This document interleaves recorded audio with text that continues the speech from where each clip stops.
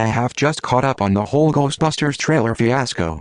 I heard about how the trailer for the new Ghostbusters movie on YouTube is the most disliked video on YouTube. Actually no, that honor goes to the trailer for Call of Duty Infinite Warfare, but coincidentally, the first I heard about this was on Cinema Soccer's YouTube page when I was looking for new videos to watch. I just started to watch Angry Video Game Nerd episodes earlier this year and became hooked. Rolfe is very dedicated to being a game and film hobbyist. I enjoyed his video on why he wasn't going to review the newest Ghostbusters movie, and his points are valid. It does seem like a movie that's just trying to ride the coattails on the name alone. And that's fine. If you don't like what you see, why contribute your money to it?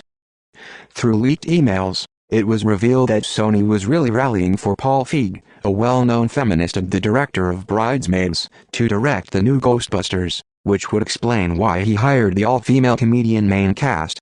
If you look at his life story, he really believes in women's empowerment. When you see how much backlash the trailers are getting, you know that gets Sony worried that the movie is going to bomb, and all of those dislikes and negative comments will persuade the hundreds of thousands more visitors to not see the movie. You have to wonder, how do you salvage something like this? How can you try to undo all of that backlash?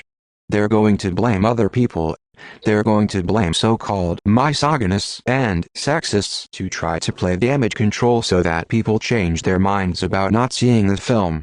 That's the only way to explain it. I've seen the trailer, I know who the actresses all are, and I've seen previous shows and films of theirs. I occasionally watch SNL, a show that all of these women have appeared on. The sketches, the jokes, they are really cheesy at times. I tend to shut it off after Weekend Update. That has nothing to do with the women on there. The men are cheesy, the women are cheesy, the whole show can be cheesy. I can honestly say that the fact the Ghostbusters are women has nothing to do with the bad trailer. Feig knows this, Sony knows this, anybody that saw the trailers know this. They're technically just trying to save it from being a flop. So, they're going after Rolfe. Rolfe, being a huge nostalgic personality that he is labeled as the leader of the resistance. They're going to belittle and insult the man regardless of his views on the trailer, because they see him as a hero to nerds. They picked Rolfe for two reasons. One, he's got millions of subs, so it would make sense to go after a personality seen by millions of people, and two, he's a nerd. They can stereotype the guy and say he's just a man-baby living in his basement with his old VHS tapes and nerd memorabilia. They'll give the impression to people that if you're not sexist and you're not a basement-dwelling nerd, then watch our movie. They're getting once famous comedians on board, like Patton Oswalt and Dane Cook. They're getting columnists on board. They're doing all they can to go after the guy because apparently, in their eyes, he's brainwashing the masses and boycotting the movie. He's no leader or hero, he's just explaining to his audience why he won't see a movie, one that his audience expected him to review at one point. I get it, Sony, Feig, they're all trying to get as many people to see the movie as possible. But going after certain people, groups, demographics, that's petty and stupid.